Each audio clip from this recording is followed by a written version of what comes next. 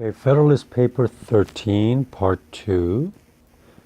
Just to remind you again, I am sitting in front of the camera with a book and reading the Federalist Papers for you to encourage you to read along with me, because if you just listen to my reading of it without having read it or without concurrently at the same time reading it, it will be a little difficult to understand. So I will go to paragraph 2 of Federalist number 13. The first paragraph was long.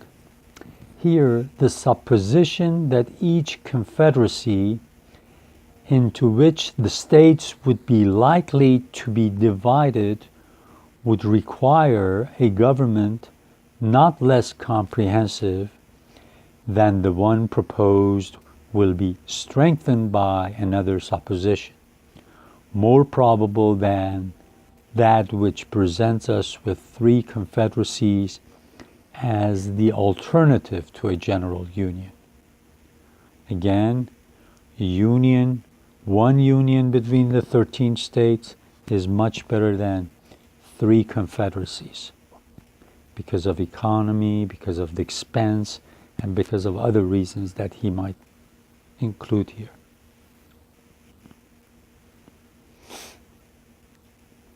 If we attend carefully to geographical and commercial considerations, in conjunction with the habits and prejudices of the different states, we shall be led to conclude that in case of disunion, they will most naturally league themselves under two governments. When he uses the word prejudice here, it's not like the prejudice we use these days. He says what they favor rather than the way we use it today. Because different states favor different things, different people in different states, just the way culturally and economically they have grown differently.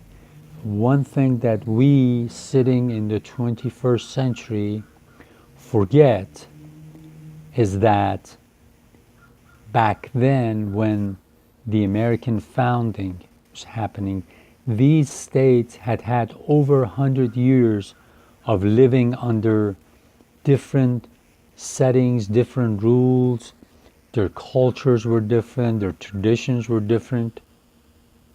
So when he's talking about prejudices, he's just talking about the cultural landscape of these several different states. The four eastern states, okay, when he talks about eastern states, he's talking about the northeastern states. I've shown it on the map to you that when you look at the southern states and draw a line northward, you'll see all the northeastern states fall to the east of the southern states. So a lot of times they would call the New England states eastern states.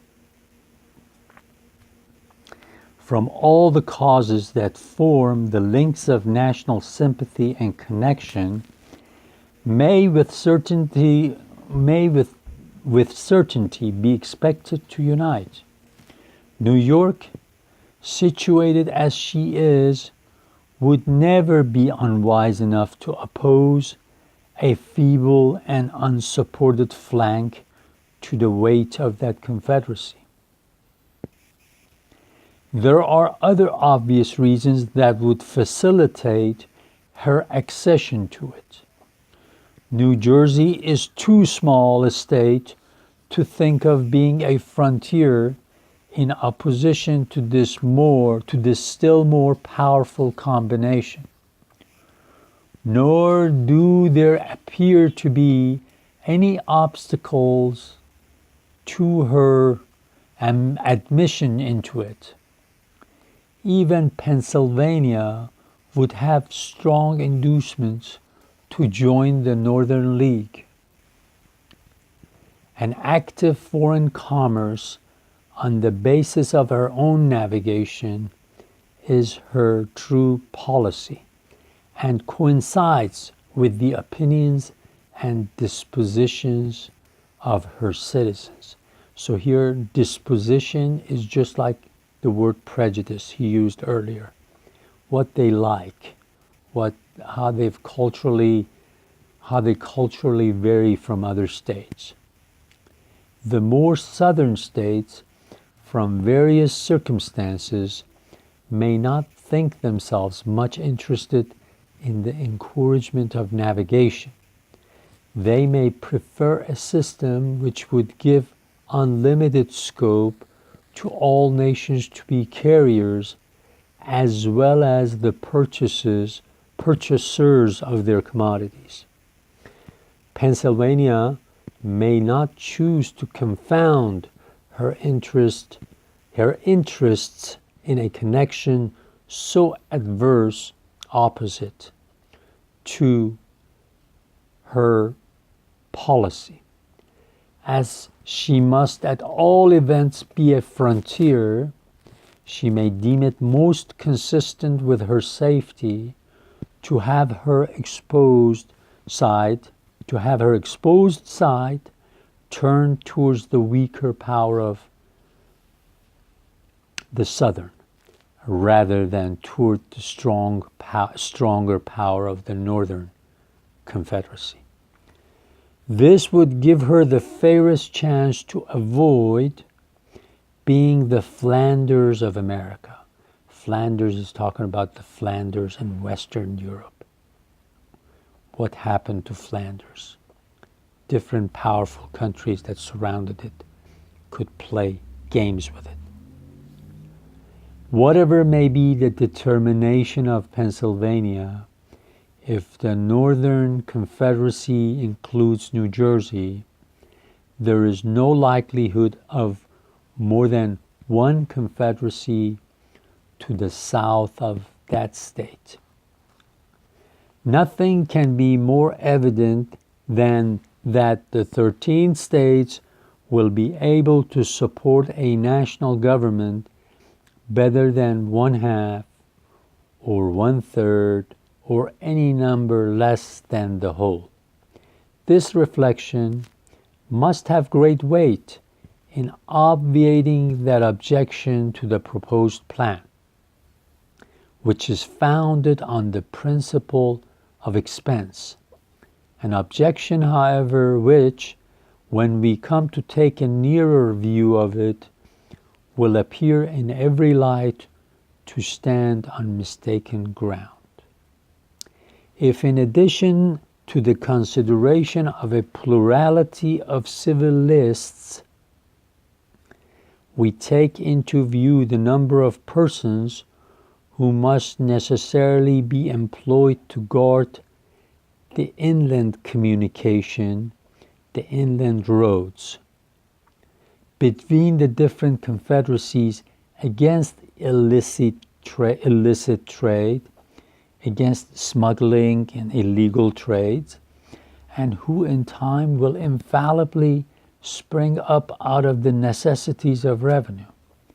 And if we also take into view the military establishments, scary word, military establishment, which it has been shown would unavoidably result from the jealousies and conflicts of the several nations into which the states would be divided, we shall clearly discover that a separation would be not less injurious to the economy than to the tranquility, commerce, revenue, and liberty of every part. If we do not unite, let's say if we have 3 confederacies like he says here, we're going to have a much bigger bureaucracy, because every confederacy's got to have civilian government workers. Bureaucracy will get bigger. Then you're going to have to build forts in between these confederacies. You're going to have patrols to watch what goes up and down the roads so that smuggling won't take place. So you have to hire more people. And we already talked about the more patrols you have, the more people you have with guns and arms trying to interfere with people's lives, the more trouble you're going to have. If military establishments get stronger, they gradually take your freedoms away.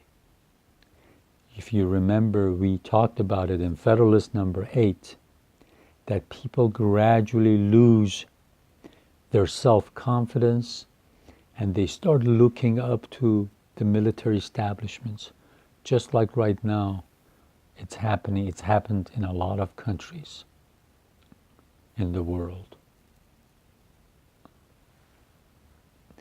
Military says, I will bring you order. There won't be chaos in the street, but you have to listen to everything I say.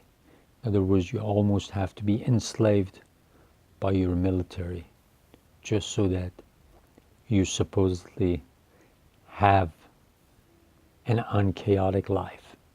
That's how demagogues and dictators and authoritarians come into picture. They take advantage of people being scared because of disorder, and they take over power. And you can right now look around the world and see how a lot of leaders, that's how they've come to power.